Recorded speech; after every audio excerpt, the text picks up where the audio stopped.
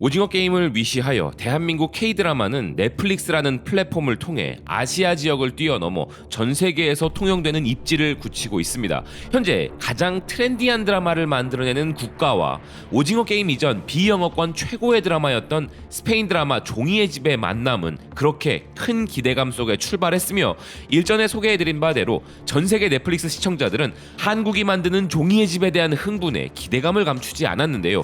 그런데 이제는 호평과 혹평이 공존하는 기이한 현상이 일어나고 있습니다.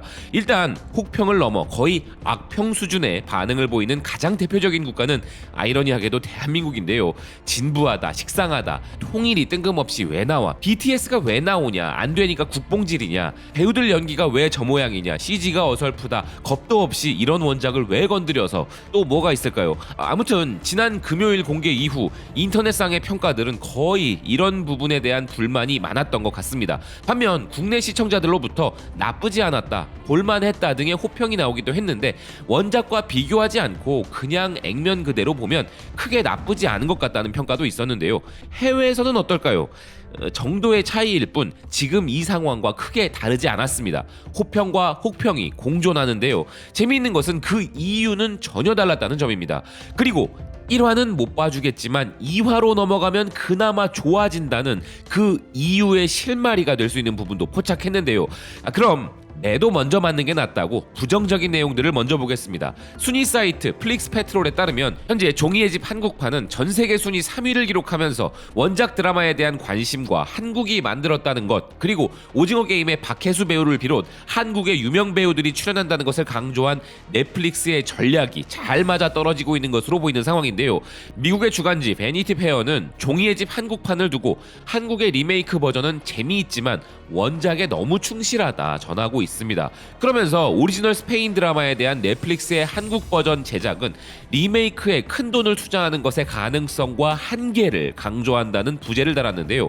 한국판은 지정학적 맥락을 바탕으로 매력적인 부분을 입증했지만 원작에 너무 충실한 부분은 아쉬웠다 지적했습니다.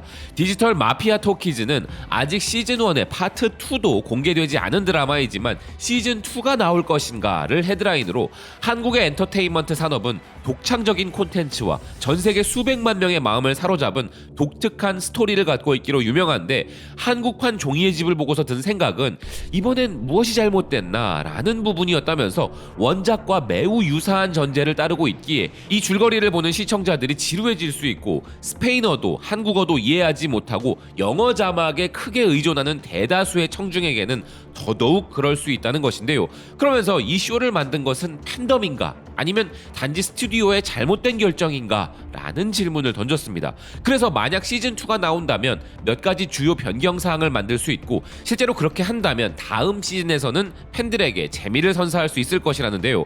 마찬가지로 원작과의 유사점이 너무 많다는 부분을 지적하고 있는 것이죠.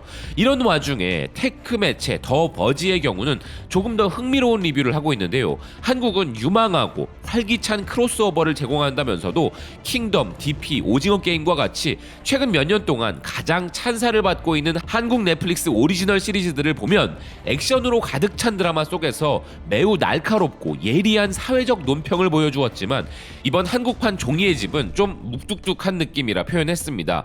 즉 기존 한국 오리지널 드라마와 같은 매력은 조금 떨어지는 부분을 지적한 것인데요. 예전에 있던 영화, 음악, 드라마 따위를 새롭게 다시 만듦, 이때 전체적인 줄거리나 제목 따위는 예전의 것을 그대로 사용한다 라는 게 리메이크의 사전적 의미입니다. 원작과 크게 벗어날 수 없는 것이 바로 이 리메이크 작품의 특징이기에 원작과 너무 유사하다는 지적은 사실 더 구체적으로 보면 줄거리는 벗어날 수 없겠으나 세부적인 변주들이 아쉽다 정도로 해석되며, 더군다나 한국의 리메이크라서 기대했는데 그래서 아쉬운 거라는 말이라고 봐야 할 것인데요. 그만큼 한국이 제작하는 드라마에 대한 신뢰도가 상상 이상으로 높은 것입니다. 반면 우리 입장에서는 식상할 수 있었던 부분들이 해외에서는 신선한 부분으로 여겨지고 있는데요.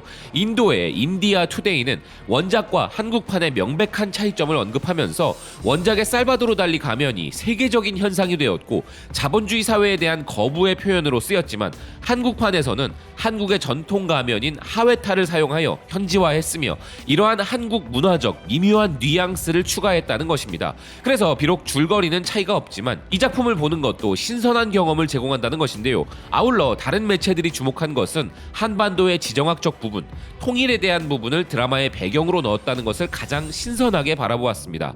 홍콩의 사우스차이나 모닝포스트는 원작과 줄거리는 거의 동일하지만 설정은 새로운 통일된 한국이라는 점이 달랐다 전하고 있는데요.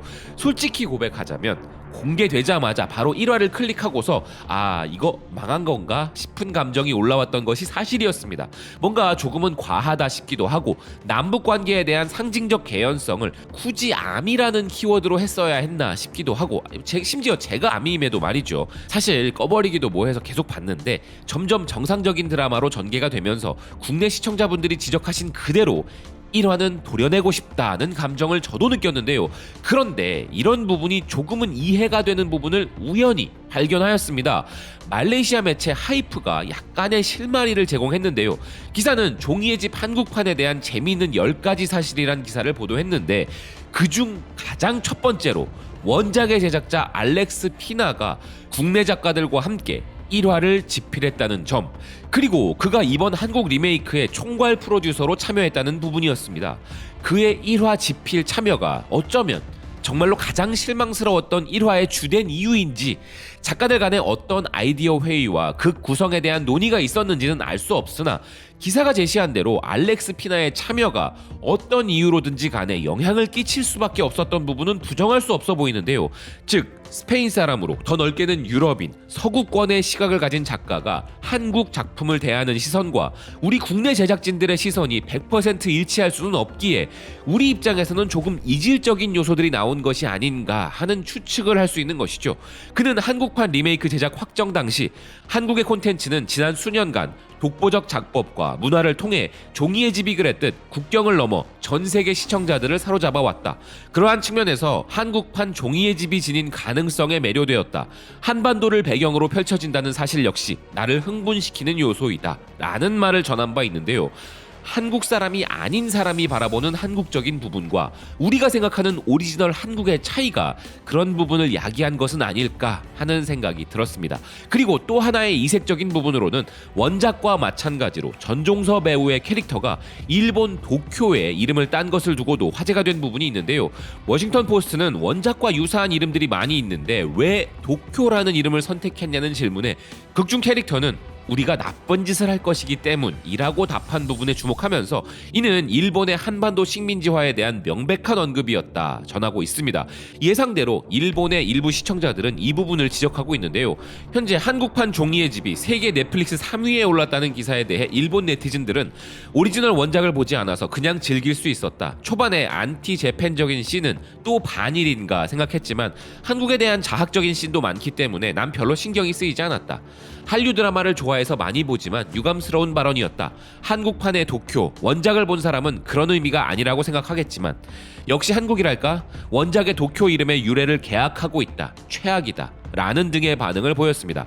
하회탈을 비롯 한국의 전통탈이 등장하고 가상의 통일로 가는 한반도의 가장 큰 고액권에 유관순 열사가 등장하고 하는 것과 같은 부분은 제작진의 분명한 의도를 보여주는 부분인데요. 우리 입장에서 이를 억지 국뽕 자극이라고 받아들일 수 있지만 이 드라마를 보는 사람들이 국내 시청자들만이 아니라 전 세계 시청자들이란 점을 감안한다면 칭찬은 못해줄 망정 비난할 부분은 전혀 아니라는 생각이 듭니다. 물론 저 역시 원작을 모두 시청한 입장으로서 국내 시청자분들의 아쉬움도 존중합니다. 허나 초반부 이후 전개가 될수록 볼만하다는 생각이 들었고 이제 시즌1의 절반만이 공개된 시점이기에 향후 공개될 파트 2에서는 평가가 달라질 수도 있지 않을까 하는 기대감도 있는데요. 그런 의미에서 파트 2 역시 응원하는 마음으로 애정과 관심을 가지고 시청하겠다는 개인적 생각입니다. 시청해주셔서 고맙습니다. 또 뵙겠습니다.